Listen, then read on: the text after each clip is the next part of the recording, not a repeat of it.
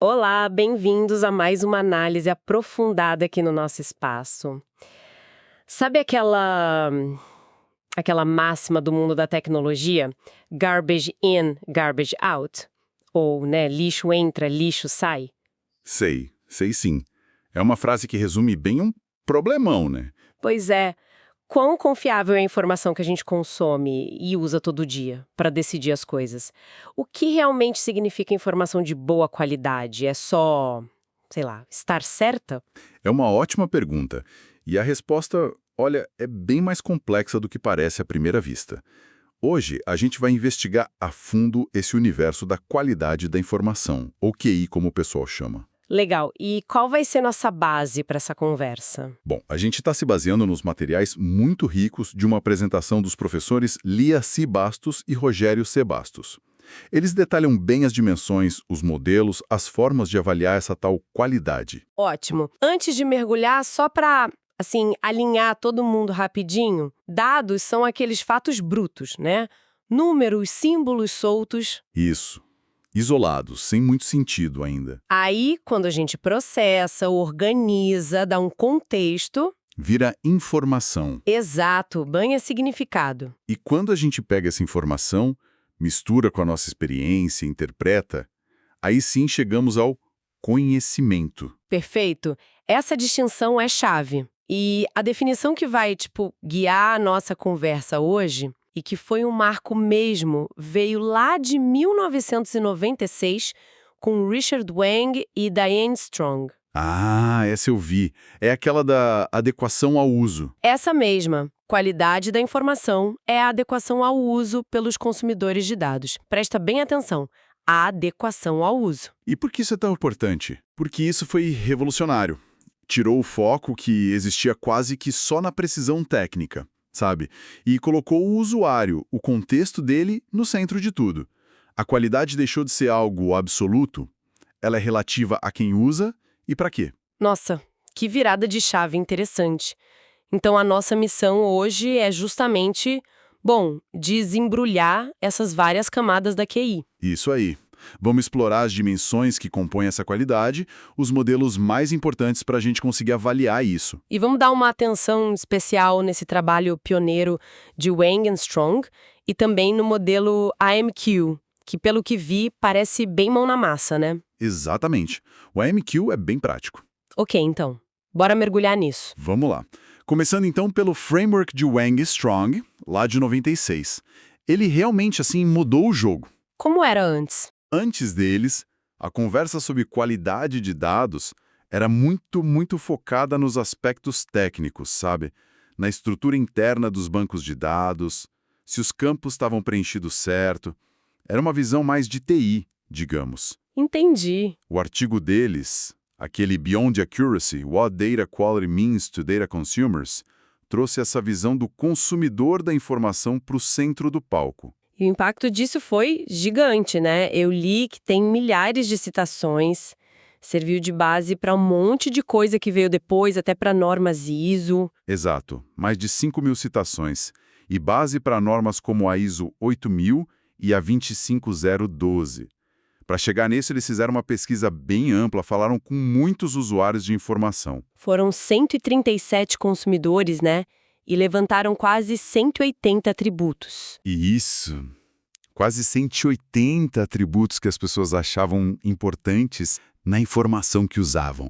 E o brilhante foi conseguir organizar tudo isso, primeiro em 15 dimensões e depois agrupar em 4 categorias principais. Faz sentido. E tem aquela frase do Richard Wang que você citou. Sim, a qualidade da informação não pode ser avaliada independentemente das pessoas que a utilizam.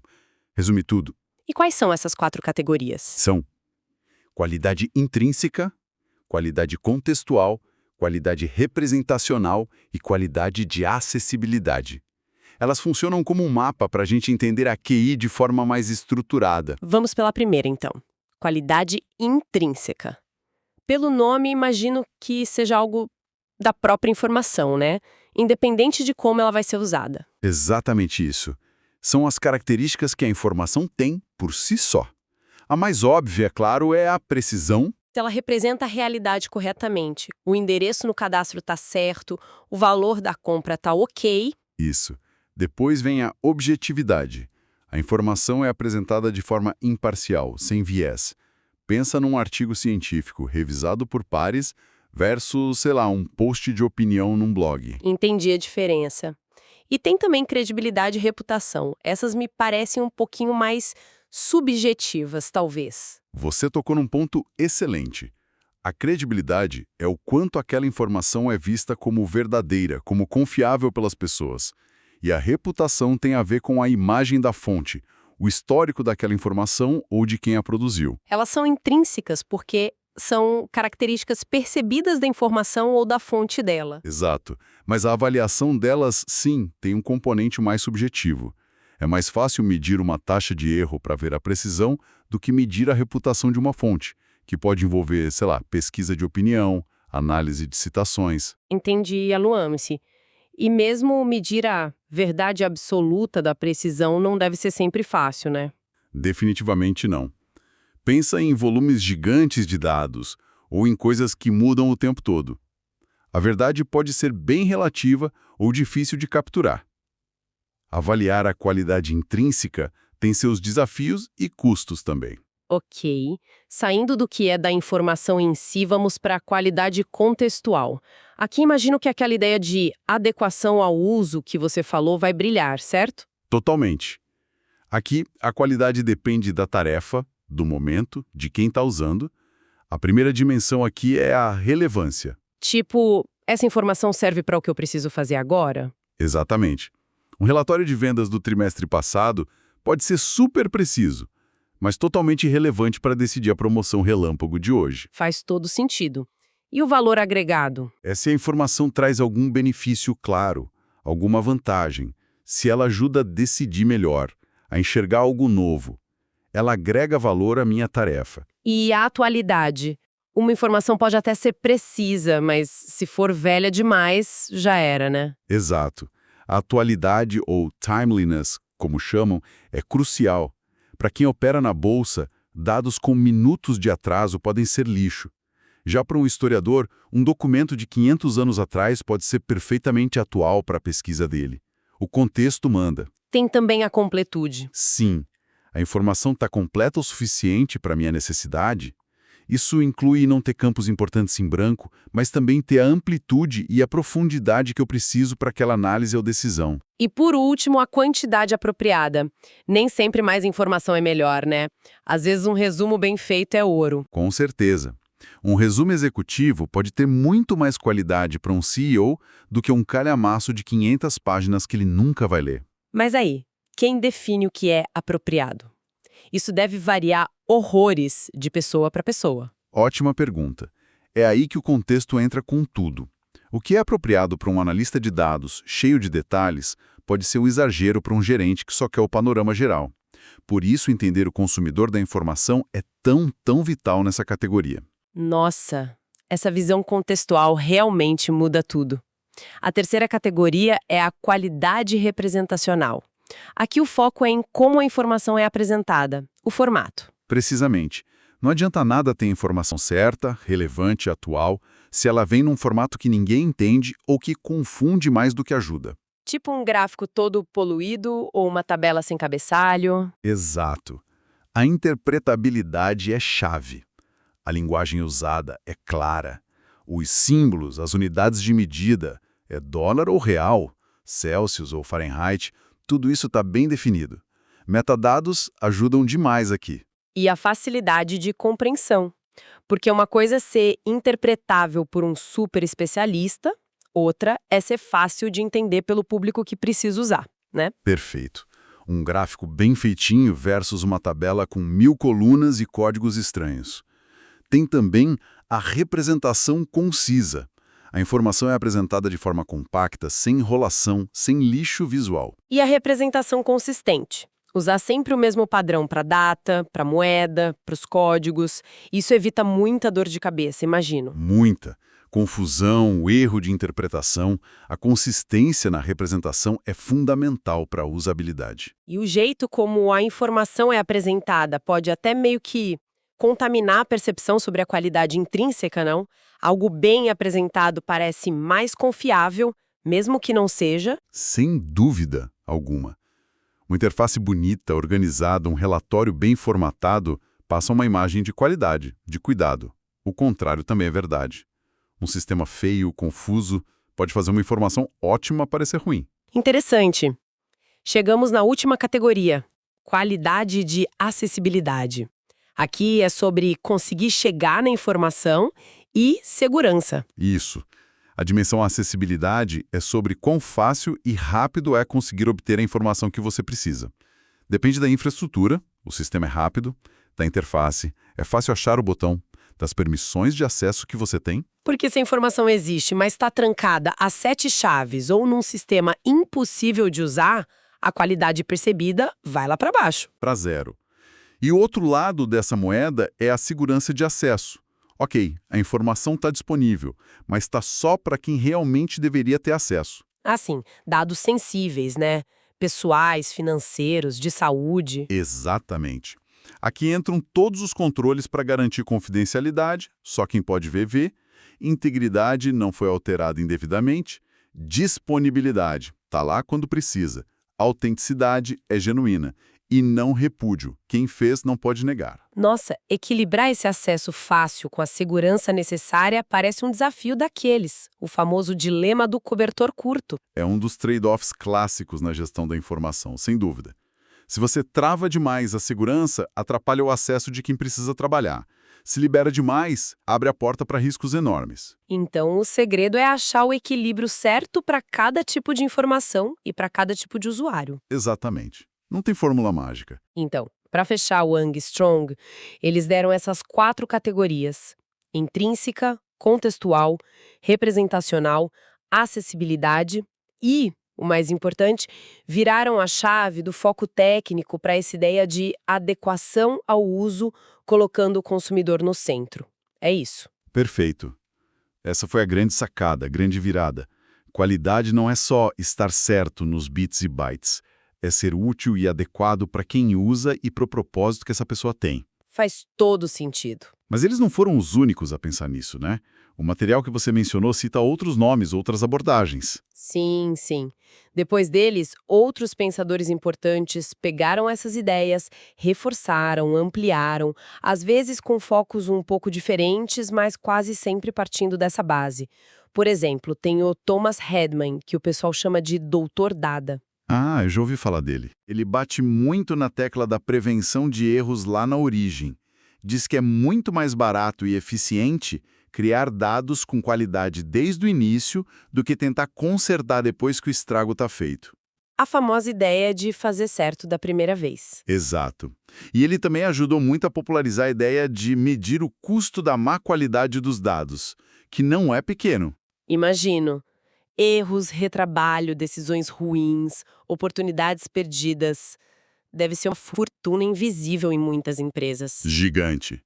Outros como Larry English, que você lembrou no começo, com o Gigo, e também a abordagem TDQM, o Total Data Quality Management, que também veio lá do MIT com o próprio Wang. O TDQM trouxe mais forte a ideia da gestão da qualidade total para a informação, né? Isso. Tratar informação como se fosse um produto, com ciclo de vida, foco no cliente, o consumidor da informação, e usar ciclos de melhoria contínua. O TDQM usa um ciclo tipo definir, medir, analisar, melhorar, bem parecido com o PDCA da qualidade. E tem guias mais gerais também, tipo o Dama-Debok. Sim, o Dama-Debok, que é da Data Management Association, é um guia super abrangente para a gestão de dados como um todo. E ele coloca a qualidade da informação como um dos pilares centrais, junto com governança, arquitetura, segurança, etc. Ele lista dimensões importantes e atividades-chave para gerenciar a QI. Entendi. Então não são modelos que brigam entre si, mas visões que se complementam. Uma foca mais na prevenção, outra na gestão contínua, outra integra tudo. Exatamente. A escolha de qual abordagem seguir ou qual enfatizar vai depender muito do contexto, da maturidade da organização, de onde está doendo mais, mas o ponto central da adequação ao uso continua forte em quase todas elas. Falando em colocar a mão na massa, O material deu bastante destaque para o modelo AMQ. O que ele tem de tão especial? Parece ser mais uma metodologia, um como fazer mesmo. É isso aí. O AMQ, que foi desenvolvido por Lee, Strong, Khan e Wang em 2002, é bem focado em dar uma metodologia estruturada para a gente conseguir avaliar e melhorar a QI na prática. Pensa nele como um kit de ferramentas prontas para usar. E quais são as ferramentas desse kit? Ele tem basicamente 3 componentes principais. Um modelo conceitual para entender os tipos de qualidade, que é o PSPIQ, uma ferramenta de medição, que é o questionário IQA, e uma abordagem para analisar os resultados e agir, que é a análise de lacunas ou Gap Analysis. Vamos por partes. O que é esse modelo PSPIQ? Parece uma sopa de letrinhas. O nome é um pouco complexo. Product and Service Performance Model for Information Quality. Mas a ideia é uma matriz 2x2 bem interessante para organizar as dimensões de qualidade. Como funciona essa matriz? Ela cruza 2 perspectivas. Primeiro, a gente olha para a informação como um produto. As características dela, o que ela é, versus como um serviço. A entrega, o suporte, a experiência de usar essa informação. Ok, produto versus serviço. E a outra dimensão? A outra é conformidade com especificações, ela atende aos requisitos técnicos definidos, versus atendimento às expectativas dos consumidores. Ela atende ao que o usuário precisa e espera. Interessante essa forma de classificar. E que tipo de qualidade aparece em cada quadrante dessa matriz? Boa pergunta. Vamos lá. No quadrante Produto Plus Conformidade está a qualidade sólida. É a informação tecnicamente correta, livre de erros, completa, consistente, concisa. A base. Ok, faz sentido. No quadrante Produto Plus Expectativas vem a qualidade dependente. São as características que o usuário espera para que a informação seja útil para ele. Relevante, compreensível, objetiva, na quantidade certa, depende do contexto dele. Entendi. E do lado do serviço? No quadrante Serviço Plus Conformidade, temos a qualidade útil. Aqui o foco é se a entrega da informação atende aos requisitos. Ela chega a tempo, atualidade, ela está protegida, segurança. E o último quadrante? Serviço Plus Expectativas. Fácil acessar e manipular a informação, ela realmente agrega valor. A reputação da fonte ajuda.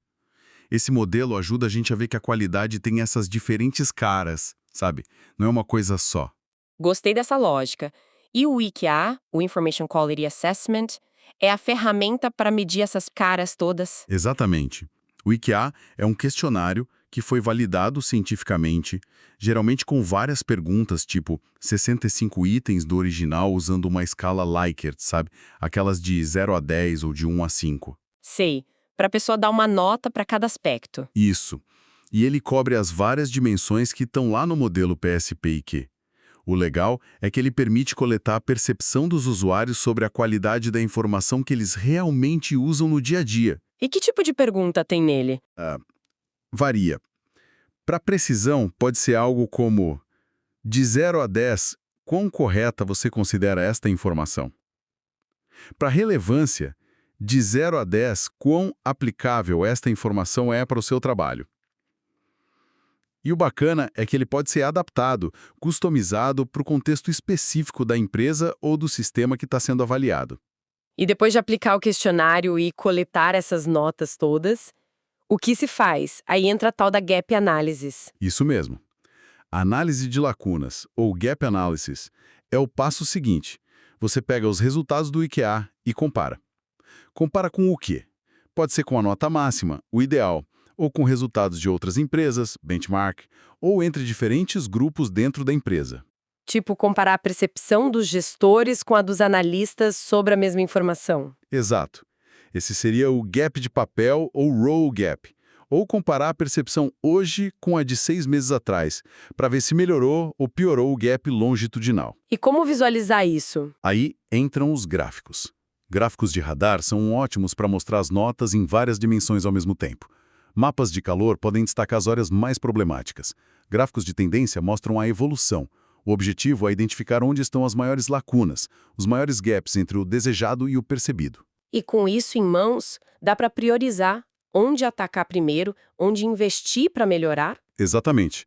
A YMQ te dá o diagnóstico para você poder focar as ações de melhoria onde realmente importa para os usuários. Então, o IMQ nos dá um processo bem completo, um mapa para entender o PSIQ, uma régua para medir o EQA e um plano para agir, a Gap Analysis. Tudo isso baseado na percepção de quem usa a informação. Bem poderoso mesmo. É uma abordagem bem completa e muito orientada para ação, para resultado prático. Sem dúvida. Isso me faz voltar àquela diferença importante entre as dimensões intrínsecas e as contextuais. Vale a pena reforçar isso. Vale sim, é crucial ter essa diferença bem clara. As intrínsecas, lembra? Precisão, objetividade, credibilidade, reputação, elas são mais ligadas à informação em si, tendem a ser mais objetivas na sua natureza, embora a medição possa ter subjetividade. E as contextuais? Relevância, valor agregado, atualidade, completude, quantidade apropriada. Essas dependem totalmente do uso, da tarefa, do momento, de quem está usando. São inerentemente mais subjetivas. Claro que elas se influenciam, né? Uma informação super imprecisa, intrínseca ruim, dificilmente vai ser relevante, contextual ruim. E acontece muito de, ao tentar melhorar uma, a gente acaba piorando outra, não é? Os tais dos trade-offs que a gente já falou. Exatamente. É a dança constante da gestão da informação. É quase inevitável. Você quer dados 100% completos para uma análise, talvez isso atrase tanto a entrega que a atualidade vai para o espaço. Ou querer aumentar a precisão para níveis altíssimos pode ter um custo que inviabilize o projeto. Perfeito.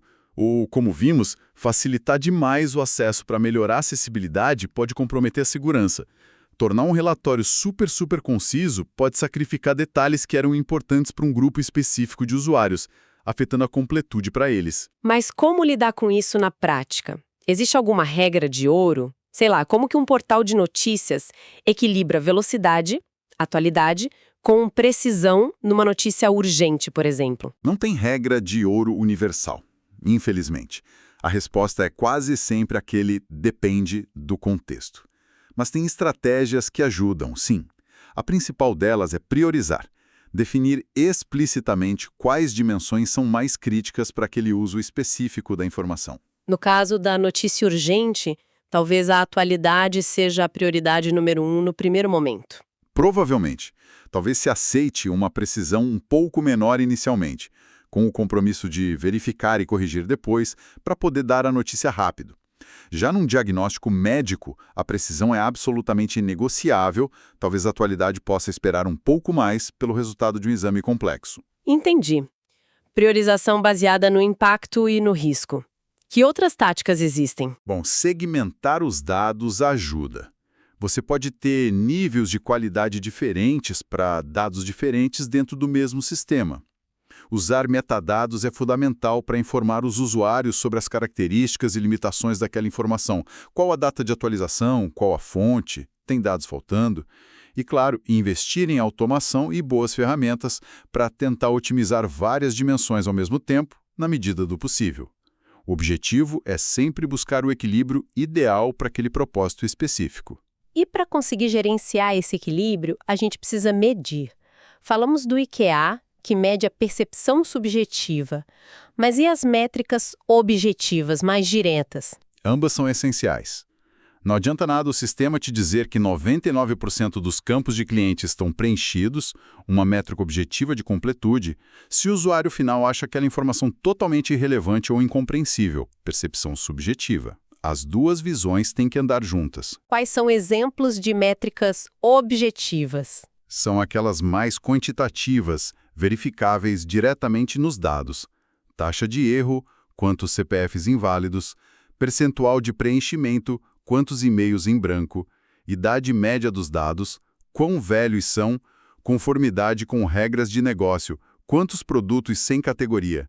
Ferramentas de data profiling são ótimas para levantar isso automaticamente. E as subjetivas complementam essa visão, trazendo a percepção do usuário sobre dimensões como relevância, compreensibilidade, credibilidade, valor agregado, geralmente coletadas com questionários tipo o EQA Ou talvez entrevistas, grupos focais. Exatamente. Uma boa gestão de QI precisa combinar as duas visões para ter o quadro completo. E uma coisa importante, boas métricas, sejam elas objetivas ou subjetivas, precisam ter algumas características. Quais? Elas precisam ser relevantes, ou seja, ligadas ao que importa para o negócio ou para o usuário.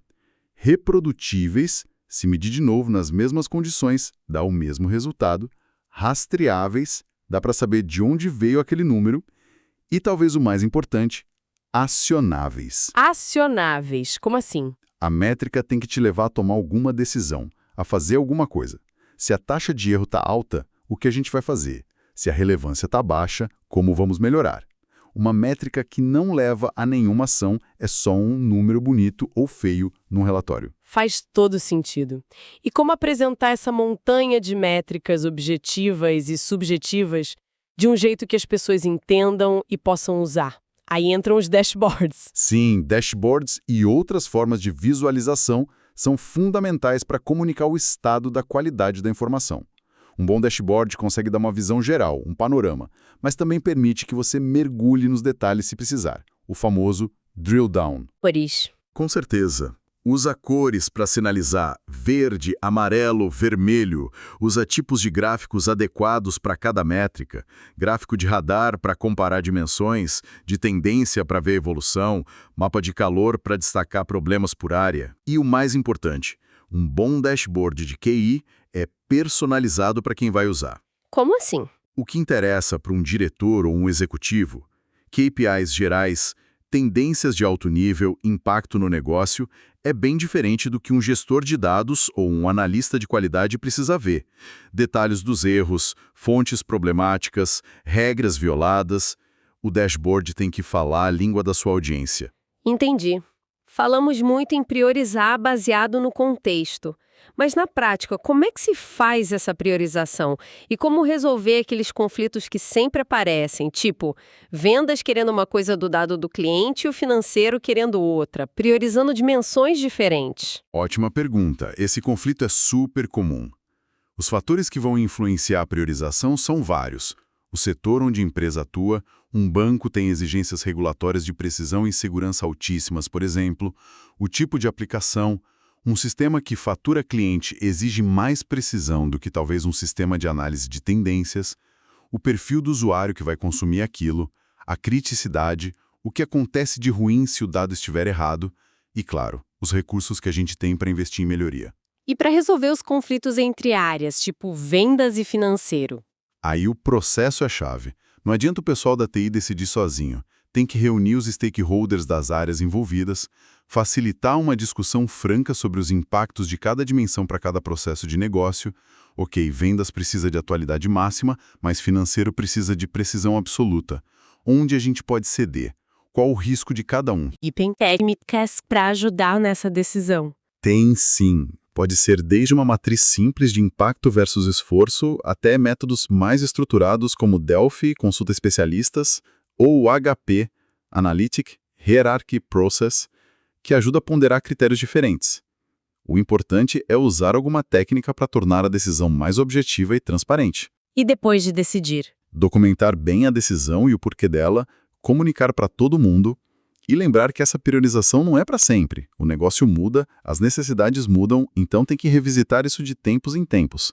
É um processo contínuo de negociação e alinhamento. Fica claro que não é uma decisão puramente técnica, né? É muito mais uma decisão de negócio que envolve um monte de gente. Totalmente. A TI pode e deve fornecer os dados e as ferramentas, mas a priorização do que é mais importante em termos de qualidade da informação tem que vir do negócio. Os materiais que você usou citam alguns casos de sucesso em saúde, varejo, finanças. Qual a lição principal que fica desses exemplos? A lição principal parece ser essa mesma.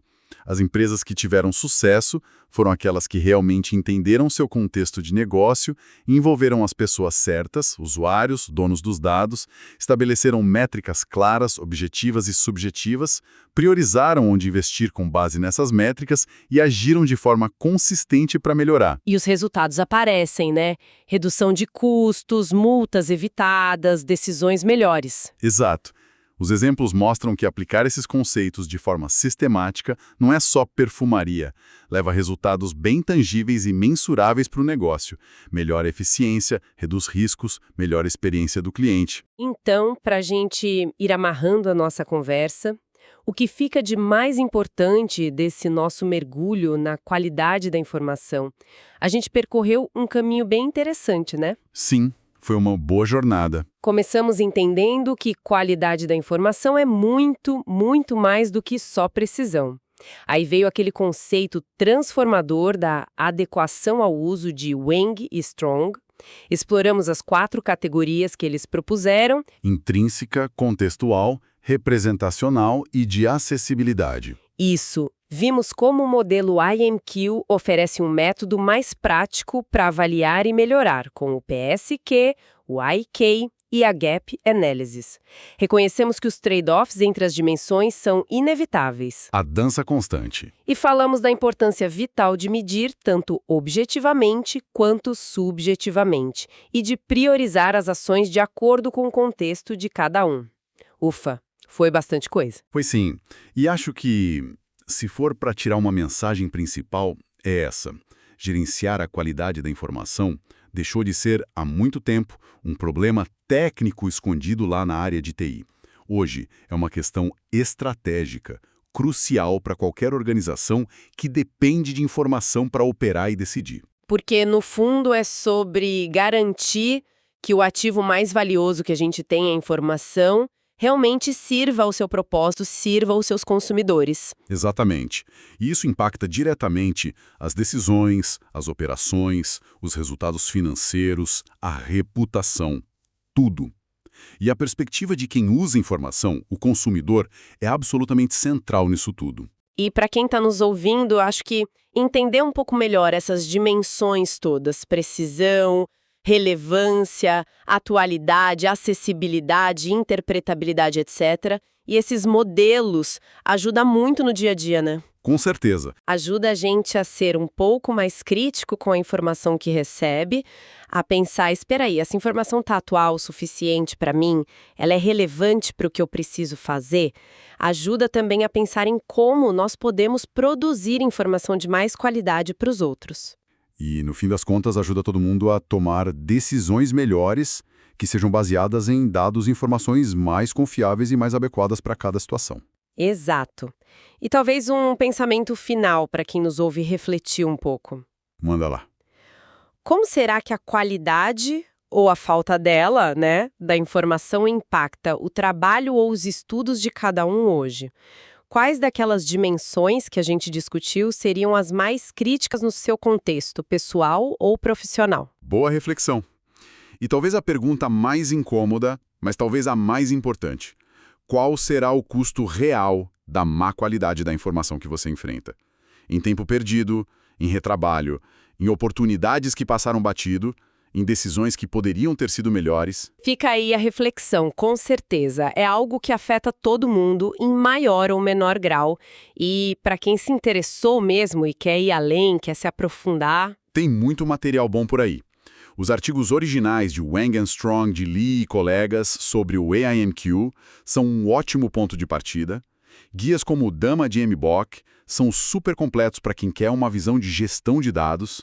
E tem livros específicos sobre QI também. Legal. Então, opções não faltam para quem quiser continuar essa exploração. Sem dúvida. A busca pela qualidade da informação é uma jornada que não termina, né? Sempre tem o que aprender e o que melhorar.